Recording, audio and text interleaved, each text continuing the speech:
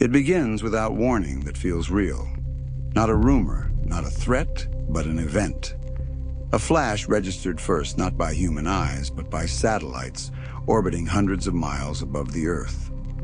A single launch, then several, tracked in cold, silent arcs across the upper atmosphere. Within minutes, confirmation arrives in command centers from Colorado Springs to Washington, D.C.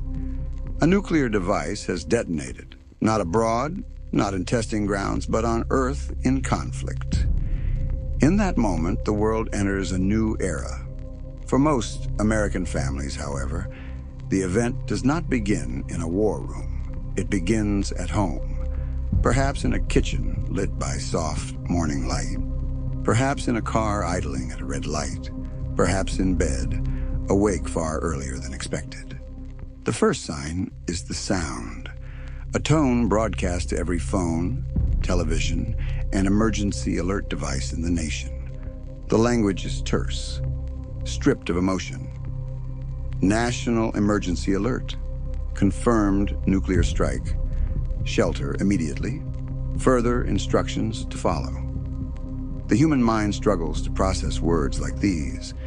They feel cinematic, impossible, belonging to history books or old newsreel footage.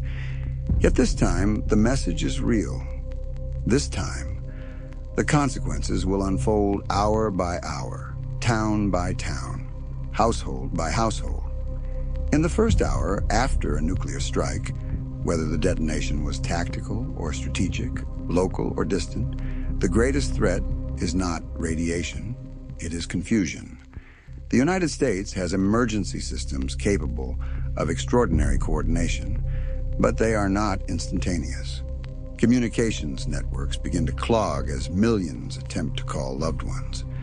Highways slow as families consider evacuation, before understanding that movement may increase exposure, not reduce it. Many will assume they must flee. Most should not. In the earliest stage of this scenario, survival depends on clarity of action. The families who endure the first 72 hours are not necessarily the strongest or the best supplied. They are the ones who remain calm long enough to think. Part 1 establishes the turning point, the moment the familiar world fractures, and the responsibility for safety shifts from system to household. What follows in the next hours will determine not only survival, but stability, physical, emotional, and social.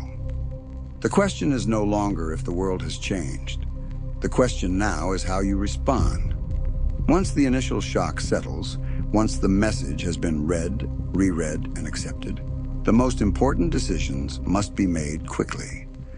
The first 12 hours after a nuclear detonation are defined by two realities: fallout movement and communication difficulty.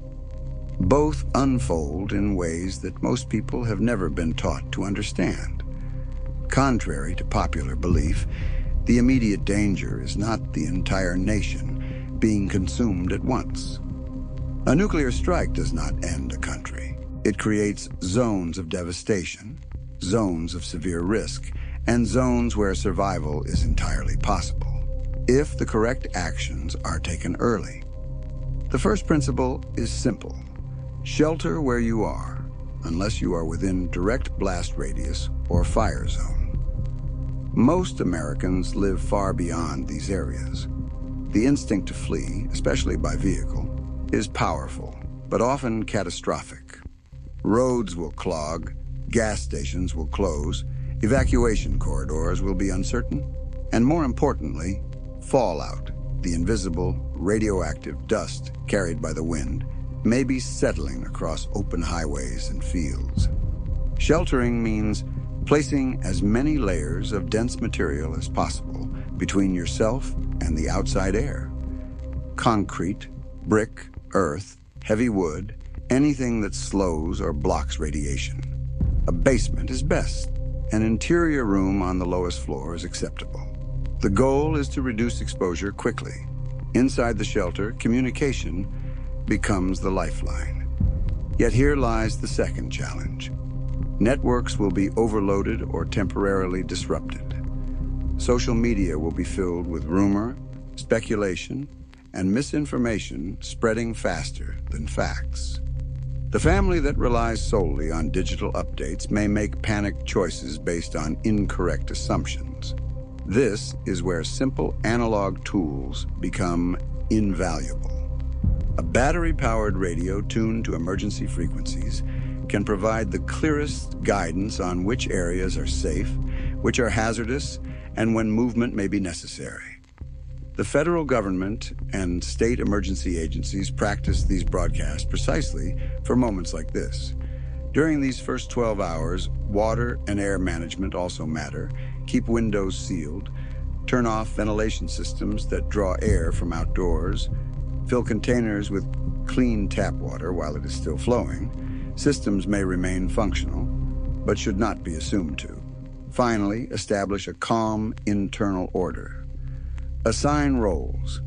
One person monitors radio updates, one manages supplies, one comforts children or elderly family members. Panic fractures decision-making. Structure restores it. Survival in the first eco hours is not about strength. It is about discipline. By the 12th hour, a new rhythm is forming inside the shelter. Fear has not disappeared, but it has settled into something quieter, vigilance. In this period, the challenge is not immediate danger, but endurance. Families must preserve resources, maintain hygiene, and sustain emotional clarity. Water is the priority. Most households underestimate how quickly it becomes scarce. The average person requires roughly 2 liters per day for drinking alone. More is needed for sanitation. If water was stored early, it must now be rationed thoughtfully. If not, the household must rely on what remains in plumbing fixtures. Water heaters, toilet tanks, and pipes hold dozens of usable liters if accessed before pressure drops. Food decisions follow similar logic. This is not the time for cooking elaborate meals or maintaining normal eating habits. The objective is slow, steady caloric intake. Shelf-stable foods, rice, beans, canned vegetables, protein bars, provide energy without spoiling. Emotional eating, stress snacking, and panic consumption can deplete supplies quickly. The family that eats with discipline will endure longer.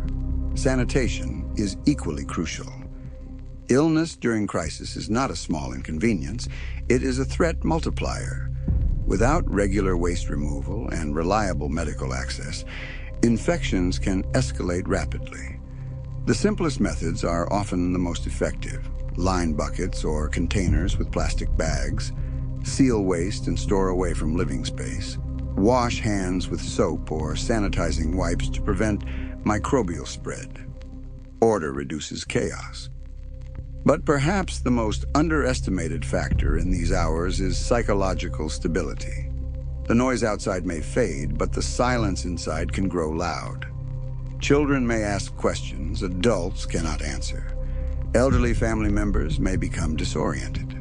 Individuals may struggle with the weight of uncertainty. The key is structure. Create a schedule. Times for listening to radio updates, times for eating, times for rest. Even in crisis, routine signals safety. Encourage calm conversation, storytelling, quiet breathing, or prayer, whatever reinforces collective steadiness. These hours test the family's internal cohesion more than its supplies. The families who endure do not simply survive physically. They guard their morale.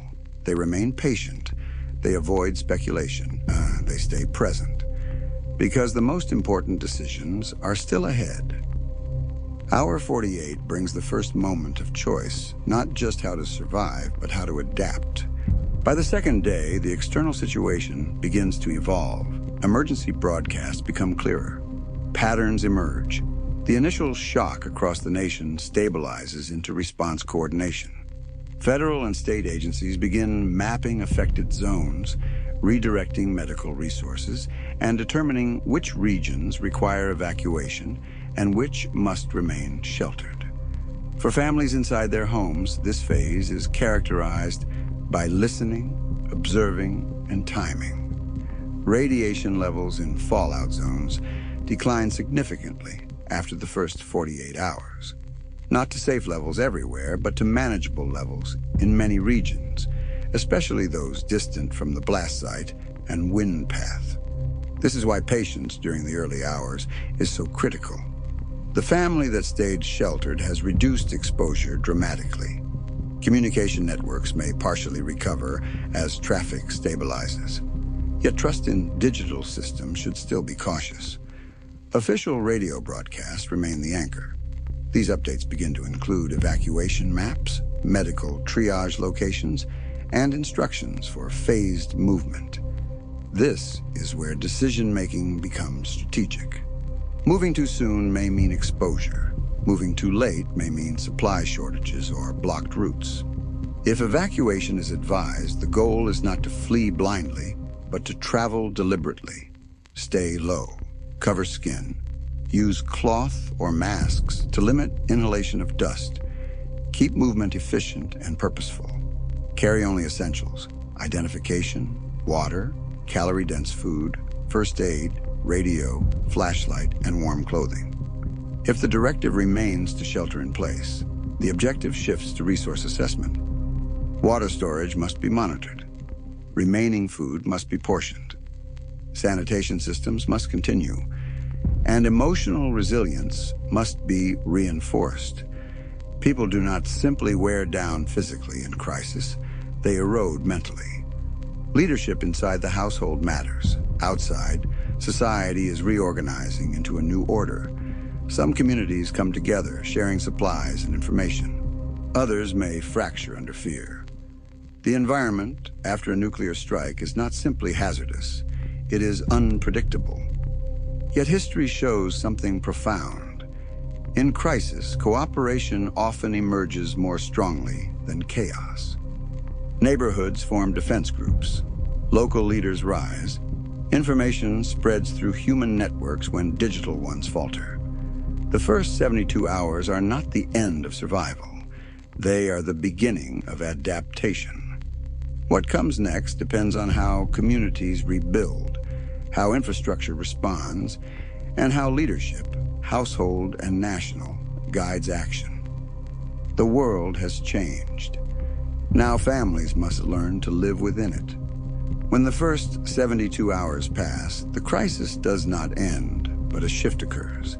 The immediate danger, radiation, panic, confusion, begins to give way to a new phase: rebuilding, organizing, and stabilizing. The families who endured the first 3 days now face a different challenge: shaping the environment around them so that survival is not temporary, but sustainable. The first task is assessment. Step outside with caution, only when official guidance confirms that exposure risk has declined. The landscape will not match the world remembered. Streets may be quiet, power may be out, familiar landmarks may be damaged, yet life remains. A crucial mindset must form quickly. The objective is not to restore what was, but to build what is needed now. The most powerful tool in this stage is community. A family alone can survive a short emergency. A family supported by neighbors can survive a long crisis. Human cooperation is not simply moral, it is strategic. One household may have tools, another medical knowledge, another access to clean water or generator. Skills diversify. Risks distribute. Safety scales.